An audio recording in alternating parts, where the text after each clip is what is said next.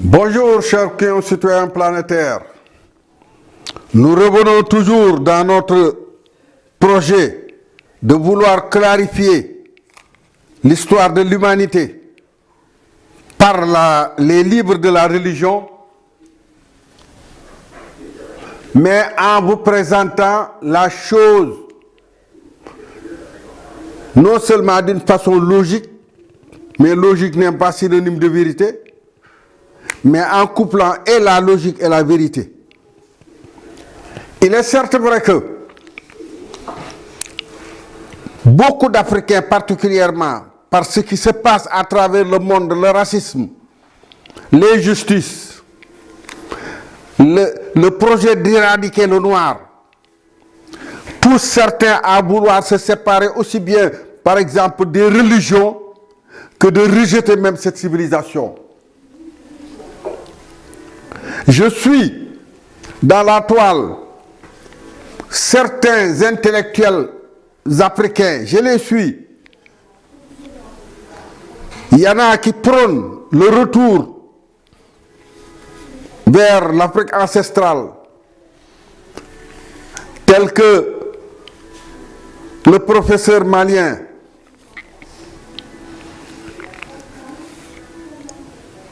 ou alors ceux qui prônent dans la lignée de Cheikh Anta, tel que le professeur Daoméen et tous les africanistes qui sont à l'intérieur, tous les intellectuels, tous les kémites, ceux qui prônent le kémitisme, tout en leur disant que le mot est même mal prononcé. Parce que ce n'est pas kémite, c'est khemit. Khem, c'est charbon. Si on prend la langue des Égyptiens et la langue que je suis en train de vous parler. Mais le problème, ce n'est pas de rejeter les religions. Parce qu'il faut une foi en quelque chose. Ce n'est pas aussi de se séparer des autres collectivités. Parce que l'homme est fait pour se rassembler avec les autres, pour communiquer avec les autres. C'est la raison pour laquelle j'essaie de vous présenter le projet tel que, non pas sous la présentation de la religion, mais sous la présentation de l'être humain tout simplement. Parce que la religion, c'est l'homme.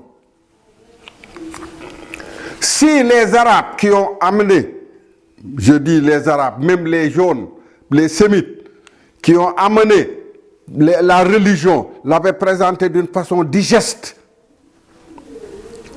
l'Europe n'aurait pas eu ce problème. Mais si l'Europe aussi, dans le vouloir comprendre la religion, n'avait pas aidé la vérité avec la pensée occidentale, on n'en serait pas là. Mais l'un comme l'autre, je vous le dis, sont tous victimes. Parce que dans son projet de vouloir réussir, l'organisation du rassemblement de l'humanité, les Africains avaient pris énormément de précautions. C'est eux qui ont fait la première génération. Et dans la façon de vouloir continuer, embraser les autres races, les précautions qu'ils avaient prises ne pouvaient pas donner à chacun des autres éléments tous les éléments qu'il faut. Parce que déjà, avec les portions qu'ils détiennent, ils essaient non seulement de nous dégager, mais de nous éradiquer. Donc je parle non pas sous le nom d'une quelconque religion, je ne parle pas sous le nom d'une quelconque race, je parle sous le nom de la manifestation divine.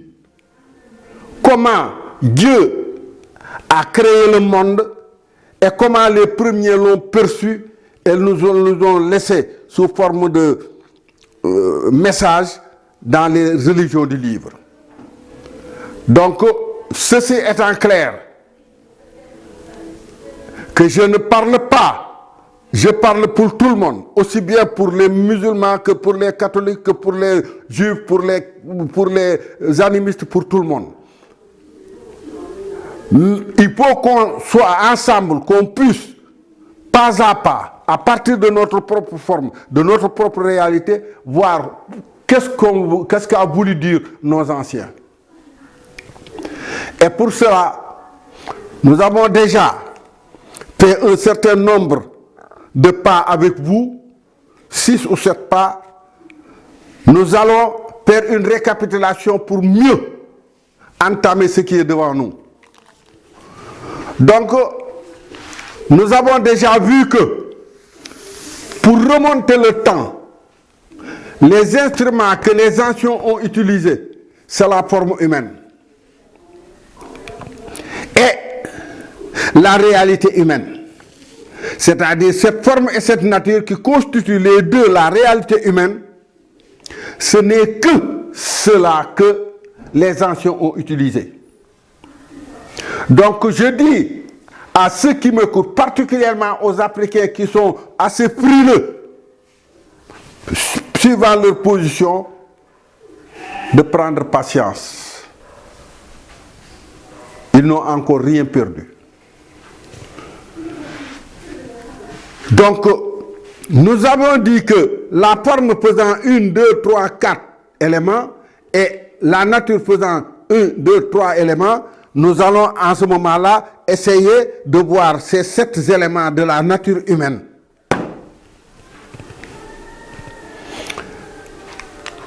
La forme étant 4, un carré, la forme étant un triangle. Donc, nous pouvons dire que la réalité humaine est faite de 7 éléments. 7, dans le langage coranique que j'utilise, c'est-à-dire les éléments de l'alphabet mis en place en Afrique et qu'on avait caché par exemple en Phénicie, qui a été donné aux Arabes pour qu'ils puissent consigner la révélation, en utilisant donc cet alphabet dont je vous ai déjà montré les 28 éléments qui composent la forme, parce qu'on a multiplié le 7 par 4, ça fait 28. Et on a, pour ce qui est de la forme, et pour ce qui est de la nature, on a pu multiplier 3 par 3, ça fait 9. Et je vous ai dit que l'alphabet fait 28 éléments, 4 fois 7, et la nature fait 9 éléments, 3 fois 9. 3 fois 3. Donc, ces 7 éléments, si on les prend dans le langage coranique, on dit en arabe 7 sab'a. Et comme nous avons déjà une idée de comment compter maintenant les lettres, je vous avais dit que ce signe fait 300, que le bas et la deuxième lettre, ça fait 2, et que la aïn et la 16e lettre, ça fait 70. Donc vous faites 300 plus 70, 370 plus 2, ça fait 372. Et qu'à partir de ce moment, nous allons bâtir toute notre théorie à partir de ce coefficient 372. Il va constituer pour nous le principe sur lequel nous allons passer pour vous expliquer pas à pas ce qui se passe. Parce que, vous savez, comme le dit par exemple, comme on le dit en français, mais ce qui s'annonce aisément, mais ça se comprend bien sûr facilement. Et que s'il n'y avait pas l'hermétisme qu'avaient utilisé nos anciens, les autres l'auraient compris et expliqué clairement. Mais étant donné que la boule a tourné et que depuis l'an 2000, on n'est plus sous le joug de la Lune et qu'on est sous le joug du Soleil, mais à partir de ce moment-là, les Africains, moi comme d'autres qui vont venir, vont expliquer clairement, d'une façon claire, la science que détenait l'Égypte pharaonique et que la civilisation actuelle dise que c'était une civilisation démoniaque.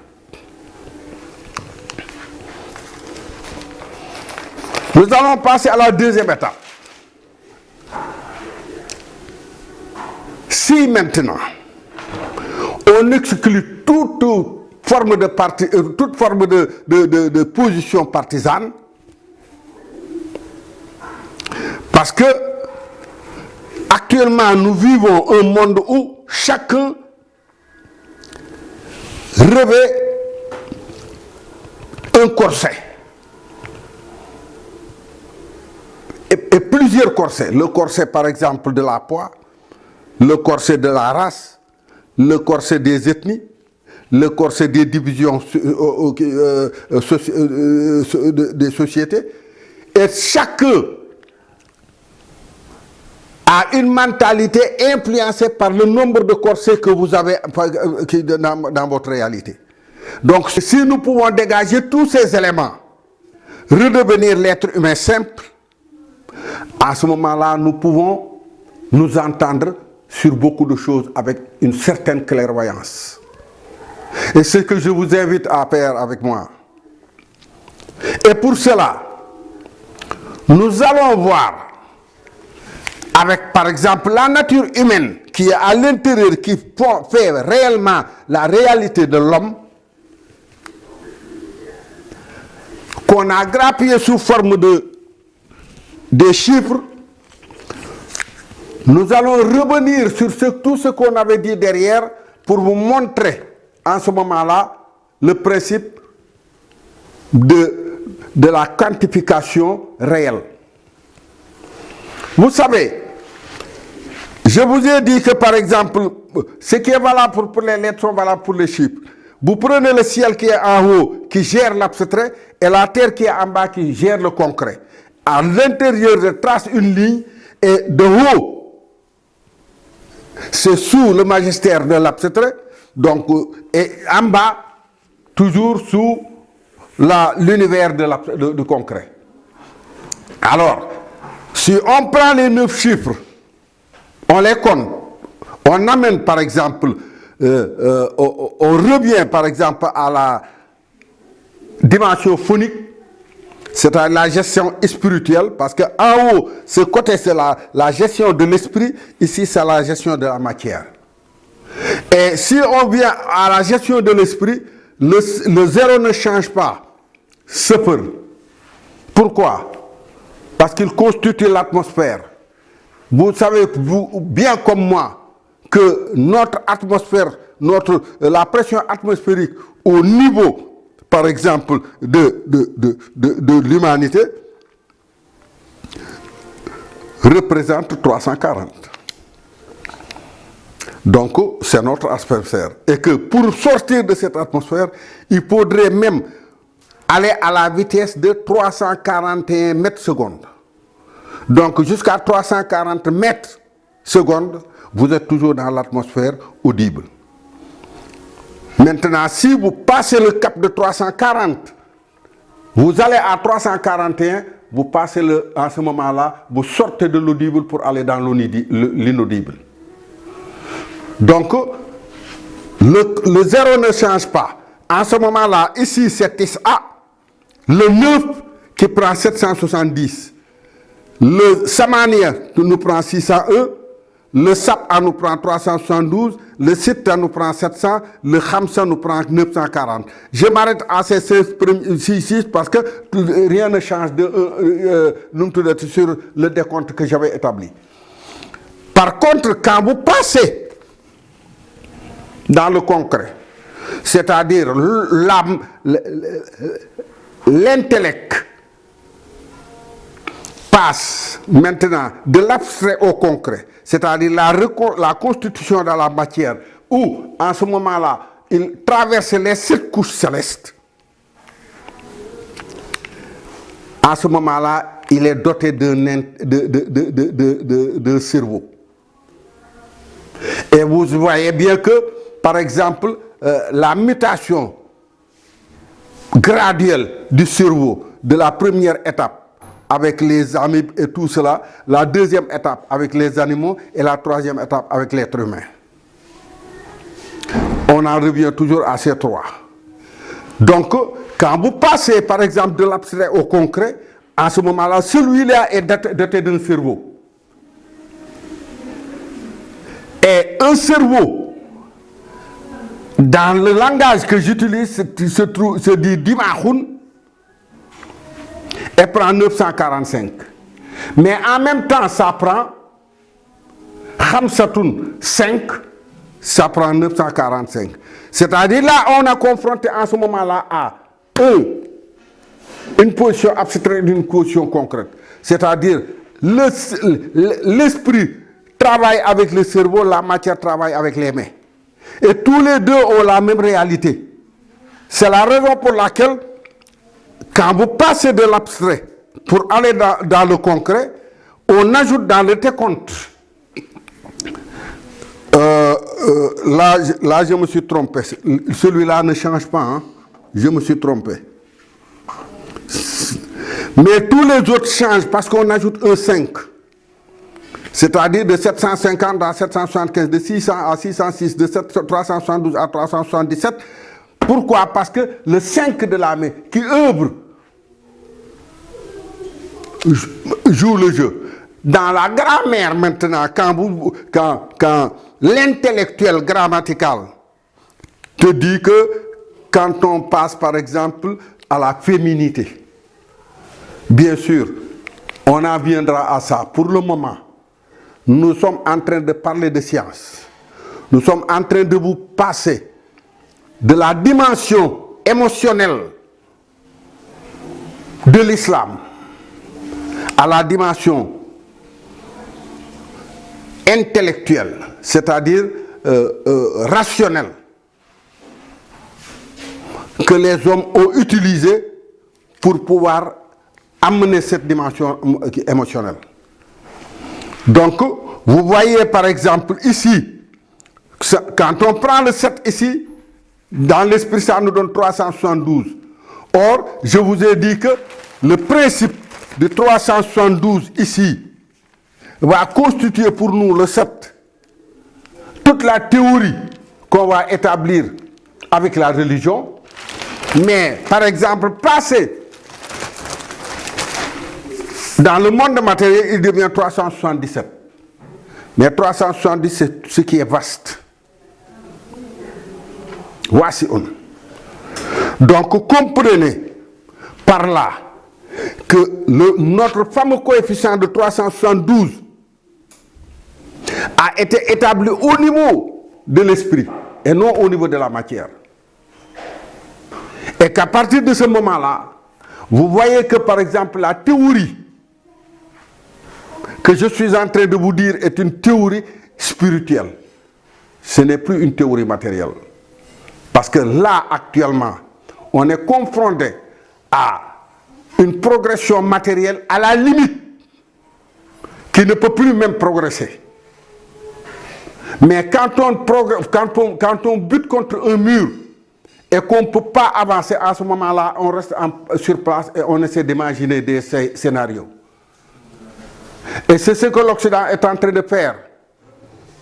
Vouloir en ce moment-là diminuer la civilisation du monde, quand nous n'avons pas encore atteint le seuil cherché pour pouvoir lutter avec le principe, avec notre propre planète. Donc, voilà un peu la démarche que j'essaie d'initier avec vous. Où chacun, dans sa propre nature, en se cherchant, en regardant, avec ce que je vous dis, il se retrouve. Maintenant, les options antérieures qu'on avait, Mohammed est musulman, Luc est catholique, André est protestant, un autre, tout ça ne joue plus. On est en train de parler de la réalité de l'homme et de l'homme tout court. Et à partir de ce moment, on regarde le Coran non plus comme par exemple la possession ou bien la possession des musulmans. Puisque les musulmans, ils l'ont trouvé révélé, on l'a révélé à leur prophète. Qui? Comment? Donc, la seule obligation maintenant qui s'impose à tout ce monde dont je parle, de toutes les obédiences, si vous voulez maintenant comprendre ce qui se passe, se connaître, savoir où l'on va, on est obligé en ce moment-là d'apprendre ce livre-là. Le livre qui a été établi par les Arabes, par la religion musulmane, à partir, comme je vous ai dit, d'un apport des Phéniciens et d'un apport des hindous pour constituer le relais de départ. Et à partir de ce moment-là, si on en vient tous à cette réalité, on pourra chacun, sans pour autant abandonner sa propre langue maternelle, nous tous se rencontrer au niveau de ce livre-là, avec lequel on peut, avec l'IZD, compter sans se tromper. Parce que je vous ai dit au départ que la science occidentale bute. Pourquoi il bute? Parce qu'après la révolution de 1789, en 1790, avec l'Assemblée constituante, ils ont voulu harmoniser le commerce au niveau, par exemple, du bassin européen. Parce que tu vas d'un coin à un autre, on vous vend, par exemple, une même quantité à des prix différents. Donc, il fallait bien trouver des étalons qui permettent à tout un chacun, en déboursant une même somme, avoir une même quantité. Et c'est là où ils ont mis en place le système métrique. Donc, c'est le premier système qu'on a mis. Kilo, mètre, seconde. Mais au fur et à mesure qu'on avance, ça n'arrangeait pas certaines professions et ça arrangeait d'autres. Et à force de changer de système, ils se sont arrêtés, par exemple, au système MKPS, après avoir eu d'autres systèmes tels que le MTS et le MKSA. Mais avec ces 4 systèmes, ils ont au moins une centaine d'étalons pour mesurer quelque chose. Et ils ne s'entendent pas dans le corps de science. Si vous prenez la science comme un corps composé d'une physique, d'une mathématique, comment ça s'appelle encore, la chimie, donc toutes les branches qui existent, chacun a ses étalons. C'est la raison pour laquelle ils sont bloqués, parce qu'ils veulent harmoniser la science pour pouvoir trouver un seul étalon qui convient aussi bien aux scientifiques, aux chimistes, aux physiciens, aux mathématiciens, par exemple, aux autres branches. Et depuis 1870, ils sont en train de chercher et ils ne trouveront pas. Au-delà de cette difficulté d'une centaine d'étalons, les Anglais ont fait rupture avec eux, qu'ils n'utilisent pas le mètre, ils utilisent en ce moment-là le yard et le gallon et la seconde. Donc, en parallèle du système métrique avec ces centaines d'étalons, le système anglais aussi en a pareil. Il y a des différences. Et quand l'Angleterre, en cherchant ses colonies, en pacifiant par exemple l'Amérique, les Américains, au bout d'un certain temps, ont fait rupture avec l'Angleterre et ils ont demandé leur indépendance. Et à partir de ce moment-là aussi, ils ont pris d'autres systèmes, même en utilisant les termes anglais, tels que le gallon anglais et le gallon américain, par exemple, ainsi de suite. Donc, dans toute cette bouillabaisse, ils ne s'y retrouvent plus. Tandis que je suis en train de vous parler d'un seul système, par exemple d'un seul étalon, l'homme, qui comporte tout ce que l'on veut, qui est tout en même temps. Et que, avec le système que je suis en train de vous présenter, si on arrive à me laisser présenter le tout le monde y verra en ce moment-là son avantage. Mais dans un premier temps, on continue à poser des banderilles comme le taureau. Parce que nous avons en ce moment-là le taureau qu'on veut tuer. Il faudrait en ce moment-là l'affaiblir, amener, planter les banderilles jusqu'à ce qu'il soit fatigué avant de l'achever. La civilisation actuelle, très jalouse de sa propre réalité, tout en étant bloquée, il faut lui donner élément par élément, en le convainquant qu'il avait déjà fait fausse route au départ pour l'amener en ce moment-là à adopter les étalons cosmiques qu'ils ont essayé même de mettre, mais l'étalon cosmique le plus probable, le plus visible, le plus concret, c'est l'homme tout court.